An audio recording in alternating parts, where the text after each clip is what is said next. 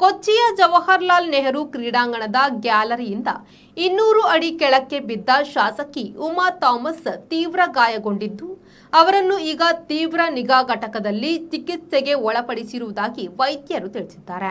ಗ್ಯಾಲರಿಯು ಜರಿದು ಅವರು ಕೆಳಕ್ಕೆ ಬಿದ್ದಿದ್ದಾರೆ. ತೀವ್ರವಾಗಿ ಗಾಯಗೊಂಡ ಶಾಸಕಿಯ ಬೆನ್ನೆಲುಬು, ಶ್ವಾಸಕೋಶ ಮತ್ತು ಮಿದುಳಿಗೆ ತೀವ್ರ ಪೆಟ್ಟಾಗಿರುವುದಾಗಿ ತಿಳಿದು ಬಂದಿದೆ. ಕಾಂಗ್ರೆಸ್ ಶಾಸಕಿಯಾಗಿರುವ ಉಮಾ ಅವರು ತ್ರಿಕರ ವಿಧಾನಸಭಾ ಕ್ಷೇತ್ರವನ್ನು ಪ್ರತಿನಿಧಿಸುತ್ತಿದ್ದಾರೆ.